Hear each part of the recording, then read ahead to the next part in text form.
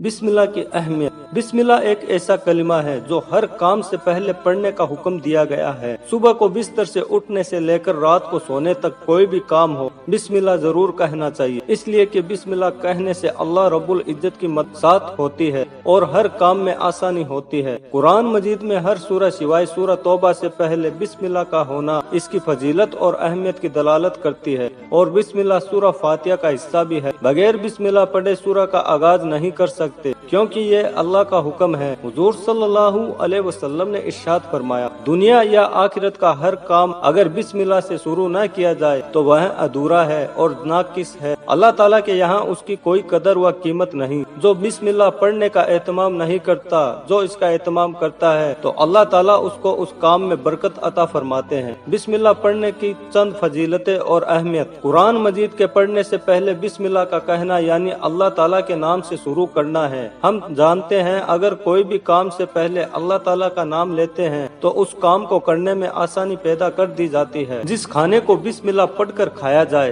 तो उसमें बरकत डाल दी जाती है और शैतान खाने में शरीक नहीं होता। अगर खाने से पहले बिस्मिल्लाह न पढ़ी जाए तो शैतान को उस खाने पर इख्तियार हासिल हो जाता है। रात को सोने से पहले दरवाजे बंद करते वक्त बिस्मिल्लाह पढ़ी जाए तो शैतान उस दरवाजे को नहीं खोल सकता। जो काम बिस्मिल्लाह पढ़कर किए जाए वो काम शैतान और जिनों के फितने से महफूज रहते हैं। घर से निकलते वक्त बिस्मिल्लाह पढ़ने वालों की रहनुमाई की जाती है और शैतान पढ़ने वालों से अलग हो जाता है। बिस्मिल्लाह पढ़ने से इंसान शैतान के हमले से महफूज हो जाता है। बिस्मिल्लाह पढ़ने से शैतान इब्ने आदम की शर्मगाह को नहीं देख सकता, क्योंकि बिस्मिल्लाह इब्ने आदम की शर्मगाह और शैतान के बीच पर्दा होती है। मियाँ बीवी हम बिस्तरी से पहले दुआ पढ़ ले जो बिस्मिल्लाह से शुरू है तो मियाँ बीवी के बीच से शैतान भाग जाता है और जो औलाद अल्लाह ताला अता फरमाता है वो शैतान के सर से महफूज रहता है। वुजू से पहले बिस्मिल्लाह पढ़ना चाहिए, क्योंकि जिसने बिस्मिल्लाह नहीं की उसकी वुजू नहीं। एक हदीस में हुजूर सल्लल्लाहु अलैहि वसल्लम ने इरशाद फरमाया,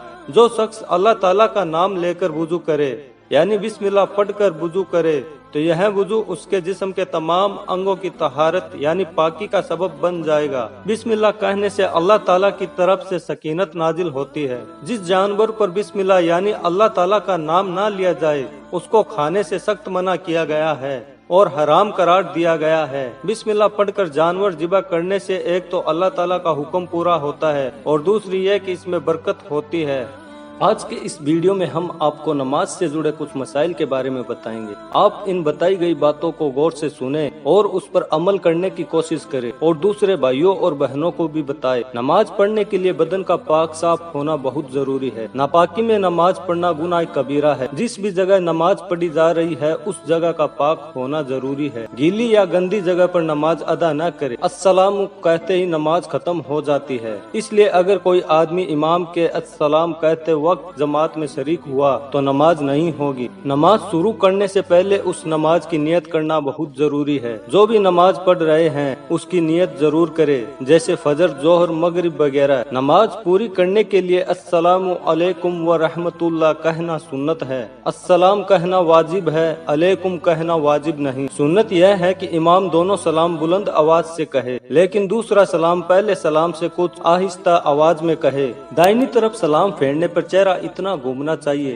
कि पीछे वालों के दाहिने रुखसार यानी गाल नजर आए और बाईं तरफ फेरने पर बाएं गाल नजर आए। नमाज के बाद हाथ उठाकर दुआ मांगना और दुआ के बाद मुंह पर हाथ फेरना भी सुन्नत है। दुआ मांगते वक्त दोनों हाथ बिल्कुल मिले हुए ना हो, दोनों हाथों के बीच थोड़ा फासला होना चाहिए। नमाज में अंगड़ाई लेना और बार बार उबासी लेना मकरूह तंजी है। नमाज पढ़ने से पहले अच्छी तरह वुजू कर ले, खास करके मुंह को अच्छे से साफ कर ले। नमाज के वक्त बीड़ी, सिगरेट, तंबाकू की बदबू आना मकरूह है। नमाज के दौरान अगर टोपी सर से गिर जाए तो एक हाथ से उठाकर सर पर रख लेना अफजल है। दोनों हाथों से उठाना मकरूह तहरीमी है, लेकिन कोशिश करे कि टोपी बार बार न गिरे, इससे नमाज से ध्यान भटकता है। नमाज के दौरान इधर उधर न देखे, आपका पूरा ध्यान नमाज में होना चाहिए। नमाज में सजदे के दौरान घुटनों के जमीन पर टिकने से पहले अपने हाथ जमीन पर रखना भी मकरूह तंजी है। नमाज में सजदे के दौरान अपने पैरों की उंगलियों को उल्टा पीछे करना भी मकरूह तंजी है। सजदे के दौरान कम से कम एक उंगली का जमीन से टिका होना फर्ज है।